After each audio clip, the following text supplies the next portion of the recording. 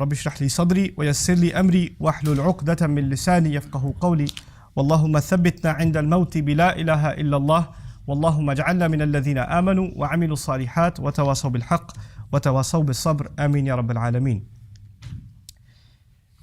In our religion, there are two fundamental responsibilities that every human being owes. There's a responsibility we owe to Allah, and there's a responsibility or a set of responsibilities we owe to other people.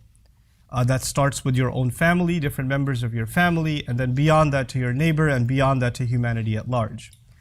It's actually much easier to talk about what we owe Allah, because what we owe Allah is very clear, simple, and Allah Azza wa Jalla is always just and fair, so at least one side there's no possibility of unfairness, and that's Allah.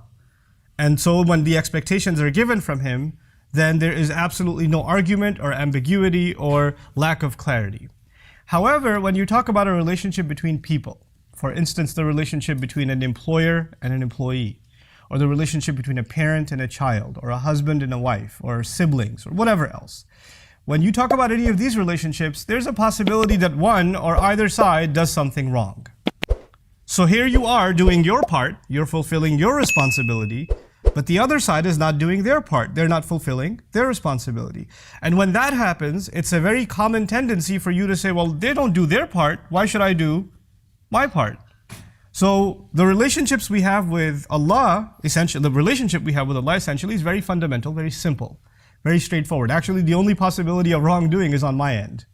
And that's why we begin our relationship with Him with the first dua in human history, رَبَّنَا ظَلَمْنَا أَنفُسَنَا وَإِن لَمْ تَغْفِرْ لَنَا وَتَرْحَمْنَا لَنَكُونَنَّ مِنَ الْخَاسِرِينَ. Master, we wronged ourselves. If you don't forgive us and if you don't show us mercy, we're of the lost. There's no possibility that Allah will do wrong. وَمَا ظَلَمُونَا وَلَكِنْ كَانُوا أَنفُسَهُمْ يَظْلِمُونَ. They didn't wrong us, they were only wronging themselves. And Allah Azza wa Jal never, He doesn't do dhulm to people. وَمَا أَنَا بِظَلَّامٍ لِلْعَبِيدِ. On the other hand though, like I was saying in this introduction, people are complicated. And all the other relationships we have are complicated. The thing is though, that these are very important. And these are things that we're going to be asked about when we stand in front of Allah. Our relationship with Allah, when you fix that relationship, it creates a sense of responsibility to all your other relationships. In other words, what I'm trying to say is if you are very good to Allah, but very bad to your parents, that actually means you're still very bad to Allah. Allah Azza wa Jalla has given you responsibilities to your parents, to your spouse, to your children, to your brother, to your sister, to humanity. And if you don't fulfill those, then you have disregarded what Allah gave you, responsibility Allah gave you, right? So we have to actually fulfill those rights and those obligations to the best of our ability as well. But it's so hard to talk about. It's hard to talk about because if I were to give this lecture, about this khutbah about the rights of parents, for example, there will be children in the audience, and there are young, sons and daughters around the world that have been abused by their parents. That's a fact. There are parents that were not good parents. That is a reality. And when they hear that lecture about how good you have to be to your parents, they say to themselves, wait, but they didn't do anything for me. What did they do? They actually even abused me. There are parents that are physically abusive, emotionally abusive. There are parents that are spiritually abusive. There are all kinds of abuse that happens. And why did they get a blank check? And so when someone listens to one side, then they get upset, how come you didn't present the other side? Similarly, if I was to give the lecture today, the khutbah today about the rights of the husband, then a lot of wives would be upset. What about our side? Why should I give him all these rights? What has he done? And if I were to do this for the men and say, well, these are the responsibilities that we have towards the women, then the men will be upset. Well, yeah, okay, fine, I have all these responsibilities, but she messes up all the time and you don't say anything about that. What are we supposed to do? So you know what happens in discussing any of these rights and responsibilities, there's always a chip on our shoulder. There's always this defense mechanism. Wait, are you going to balance this equation or what? So the first thing I wanted to address is that elephant in the room. Today's khutbah is actually about the responsibilities of men. And that will, in fact, make some men very upset. Because they're going to say, you didn't say anything about women. Inshallah, my next khutbah here will be about women. So I'll make them upset as much, I promise. But the thing is though, that there's a very natural, and I would even say a tendency inspired by Iblis himself, is that he makes us forget our responsibilities and he makes us think all the time about our rights. So when you are being reminded of your responsibilities, you say to yourself, well, I don't get my rights, why should I think about my responsibilities? You're always concerned about your rights, and as a result, you are less concerned about your responsibilities. These two things are independent of each other. I know that's hard. I would be the first to admit that's a very difficult thing to do. To actually think only of your responsibilities and not think of your rights. You do have rights, but they are not rights that you only give when or responsibilities you only fulfill when your rights are being met. It's not like that. These are two independent things, especially when it comes to justice, especially when it comes to how we're going to stand in front of Allah Azza wa Jalla. So now what I wanted to start with is the definition of a particular word that defines the relationship between husbands and wives. الرِّجَالُ قَوَّامُونَ عَلَى النِّسَاءِ. The phrase Allah used in Surah An-Nisa is that men are qawwam over women. Men are qawwam over women. It's a very unusual word, the word qawwam. And that seems to be the foundation of how this unit is supposed to operate. And what men owe women and how women are to react to men is captured in this one phrase. Everything else, it's a long ayah, everything else that follows in this ayah is actually in the shade of this one statement. So if this khutbah is dedicated to that one statement really, الرِّجَالُ قَوَّامُونَ عَلَى النِّسَاءِ. And that fundamental word, qawwam, and what does that mean for you and me? The word qawwam comes from the Arabic word qiyam, to stand. And it has several implications. It's one of the very fluid words of the Arabic language. It's a very powerful choice of Allah for this word to be used. There are many other words you can use, but this word in particular, one of the things that makes it unique is that it shares its origin with one of the names of Allah too. Allah's name in Ayat al-Kursi, Allahu la ilaha illa huwa al-hayyul qayyum. The word al-qayyum is actually from the same origin as the word qawwam. Now I highlight that for a reason. I highlight that because when Allah's name is being used, qayyum, then we have to understand that name fully in all of its meanings to appreciate the beauty of that name. And also that word itself becomes now sacred.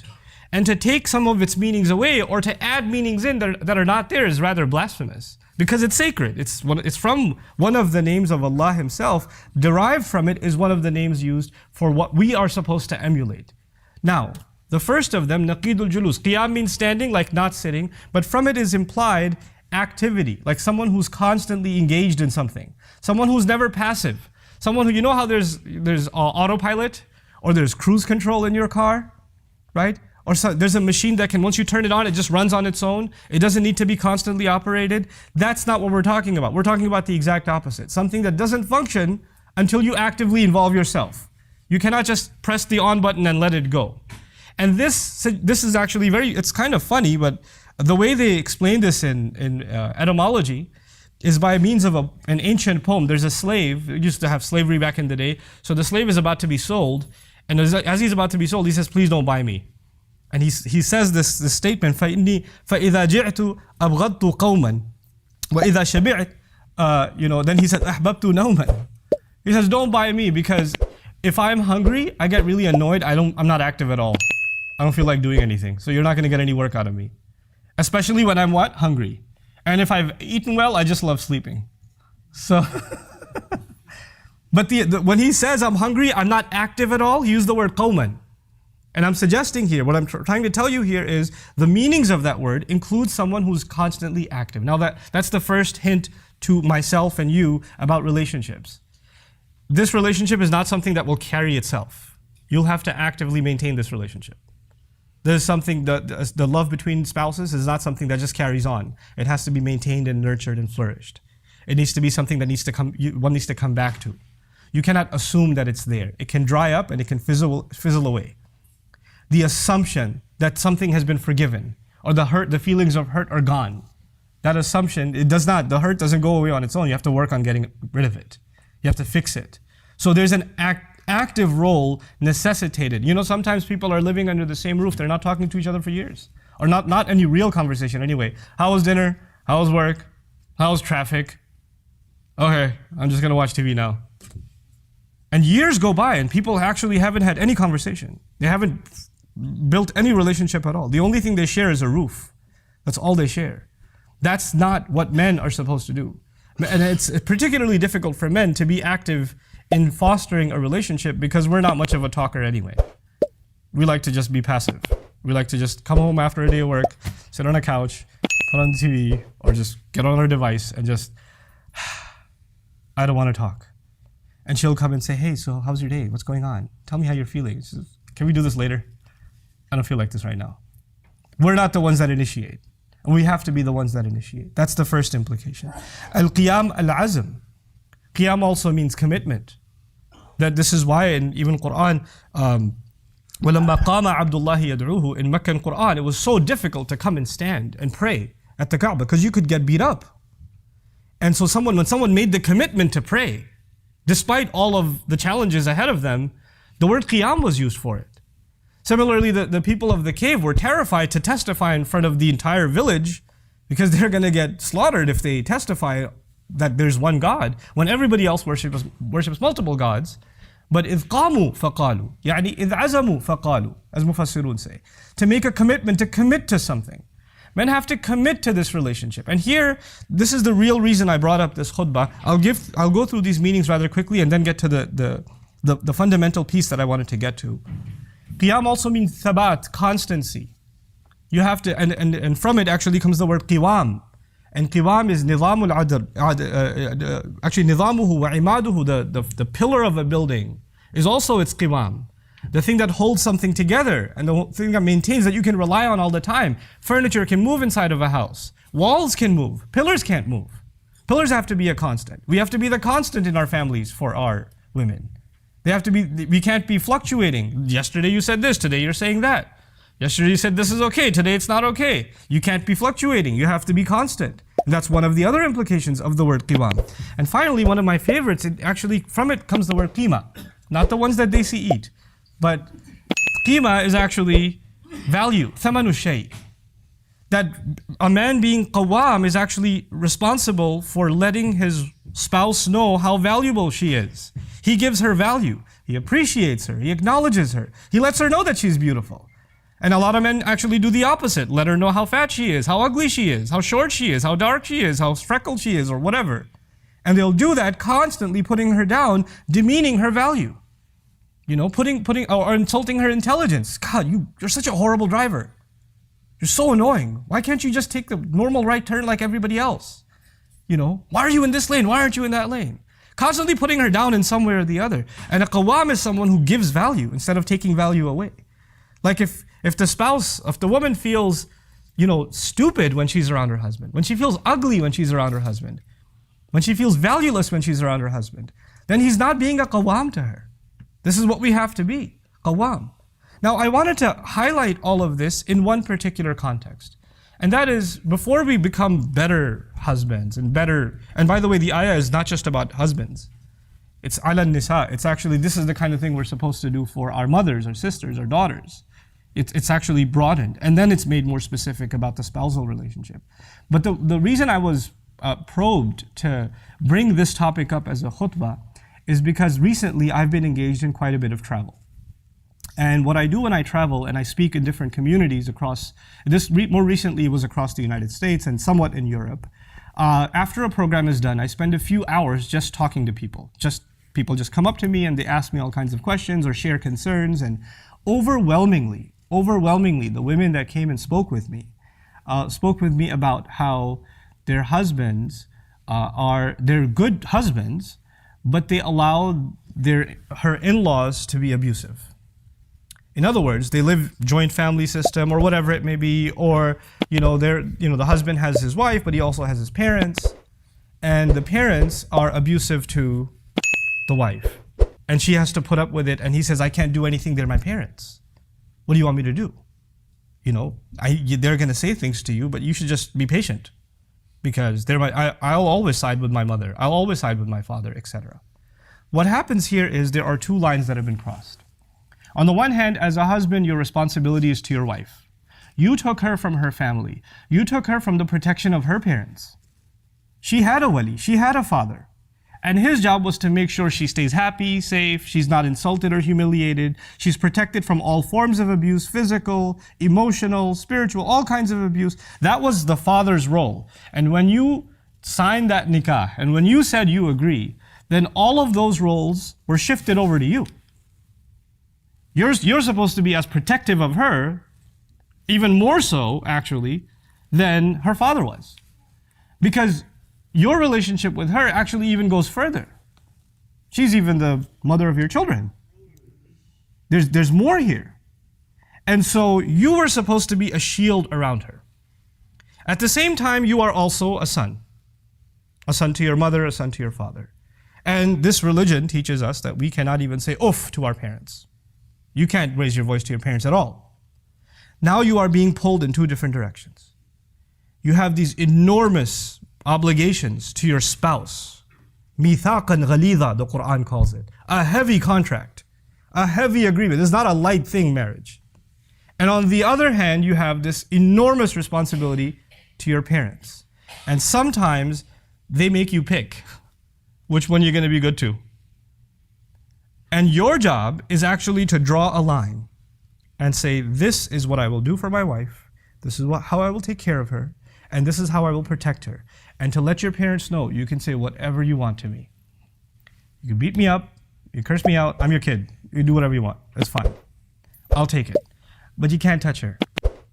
You can't say a word to her. She's not yours. She's not your responsibility, and she's not your child. Especially the culture I come from, you know what they say when the girl's getting married? They say, oh, she's like our daughter. Oh, it's like we have a new daughter in the family. Beware when you hear those words.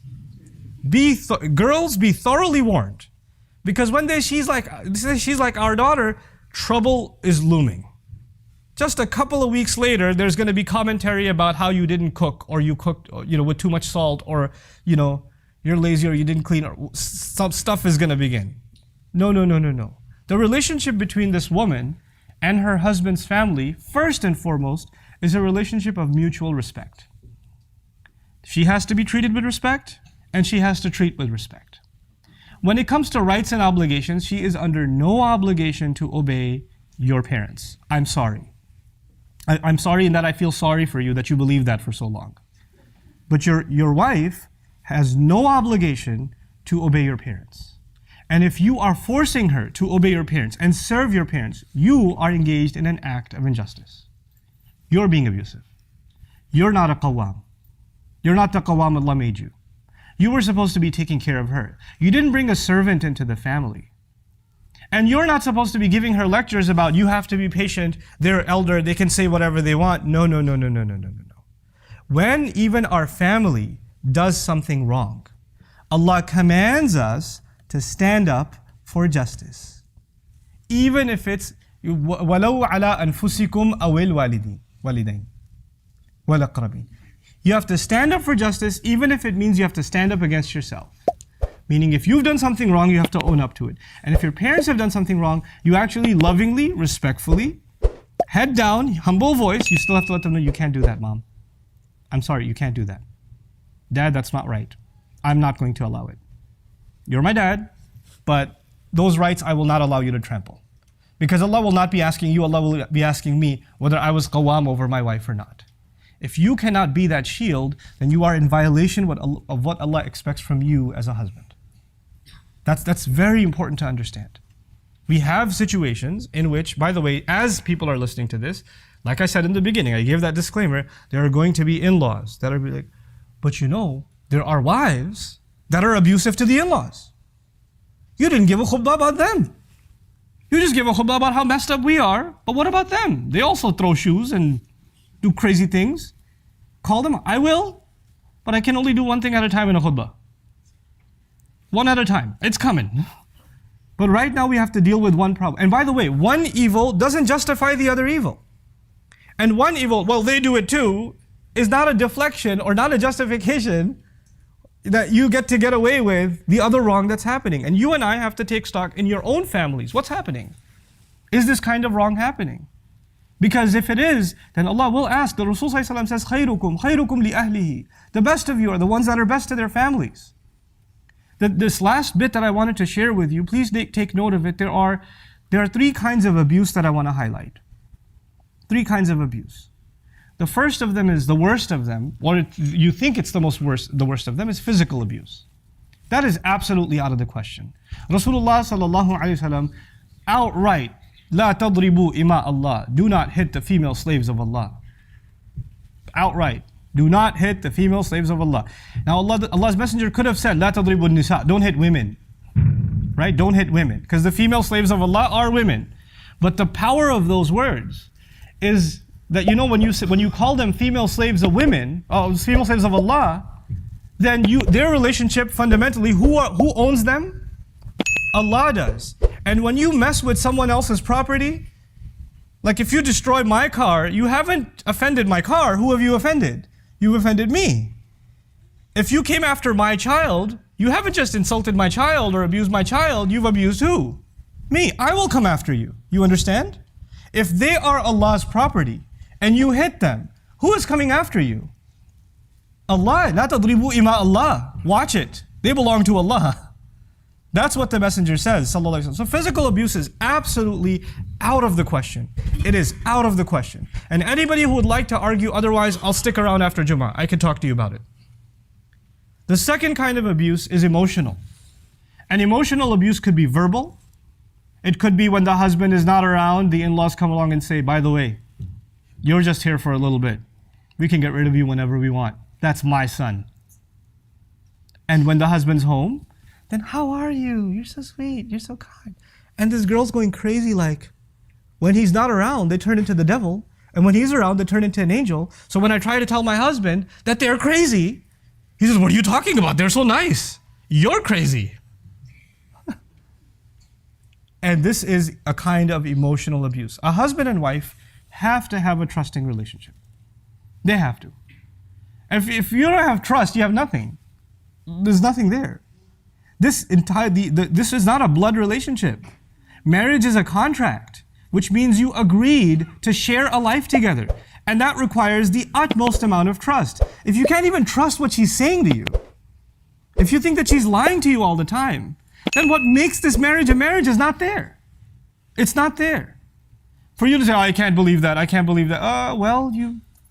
If you can't believe it, then I don't know if you're in the right marriage.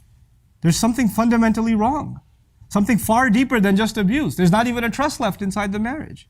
Emotional abuse is sometimes verbal, and sometimes it's not even verbal. Sometimes it's the way you're looked at.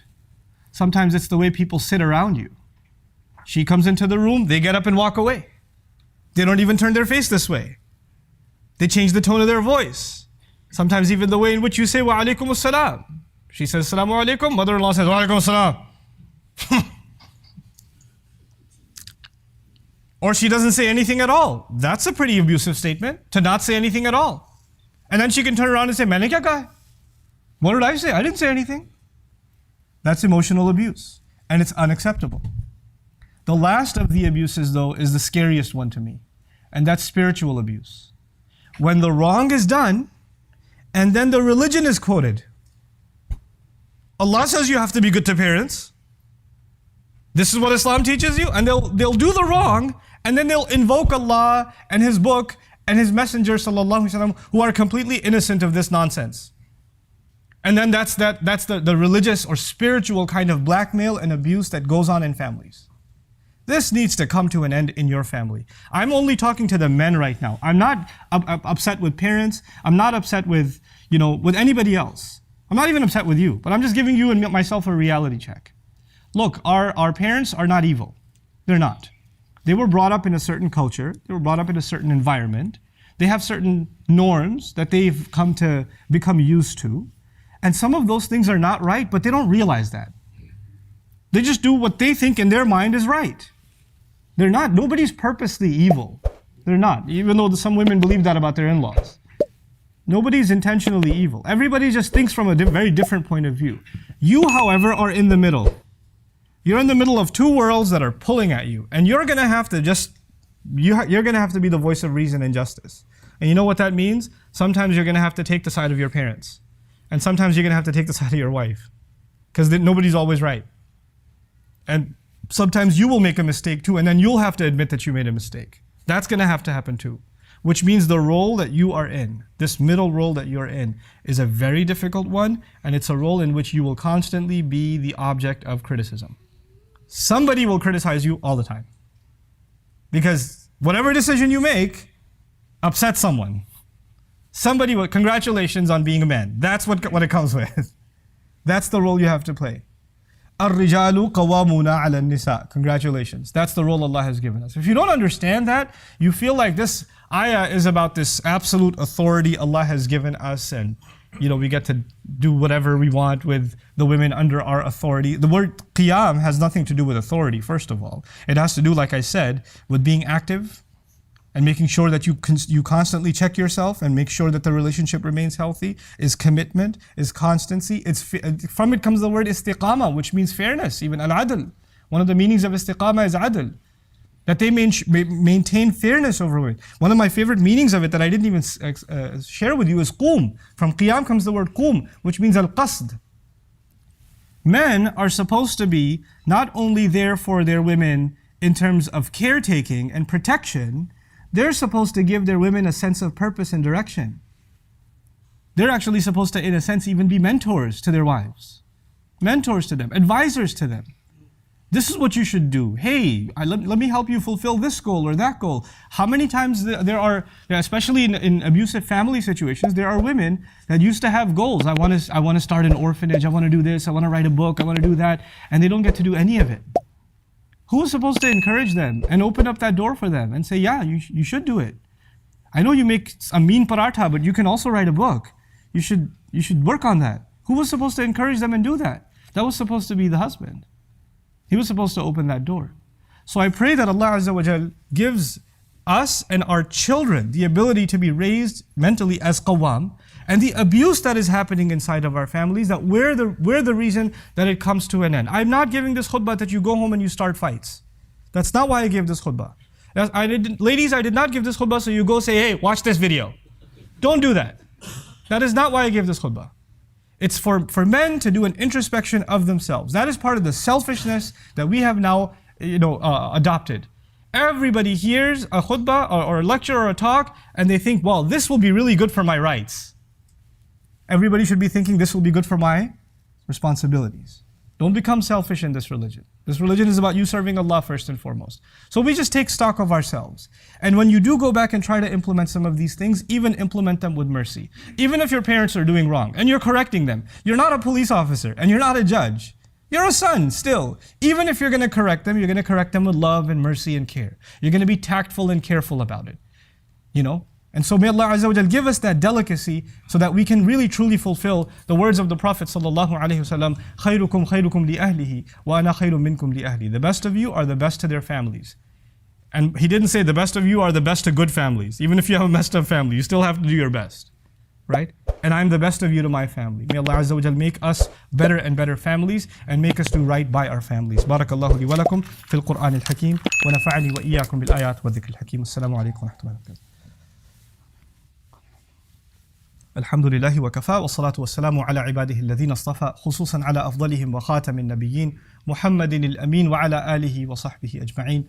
قال الله عز وجل في كتابه الكريم بعد أن أقول أعوذ بالله من الشيطان الرجيم إن الله وملائكته يصلون على النبي يا أيها الذين آمنوا صلوا عليه وسلموا تسليما اللهم صل على محمد وعلى آل محمد كما صليت على إبراهيم وعلى آل إبراهيم في العالمين إنك حميد مجيد اللهم بارك على محمد وعلى آل محمد كما باركت على إبراهيم وعلى آل إبراهيم في العالمين إنك حميد مجيد عباد الله رحمكم الله اتقوا الله إن الله يأمر بالعدل والإحسان وإيتاء ذي القربى وينهى عن الفحشاء والمنكر ولذكر الله أكبر والله يعلم ما تصنعون أقم الصلاة إن الصلاة كانت على المؤمنين كتابا موقوتا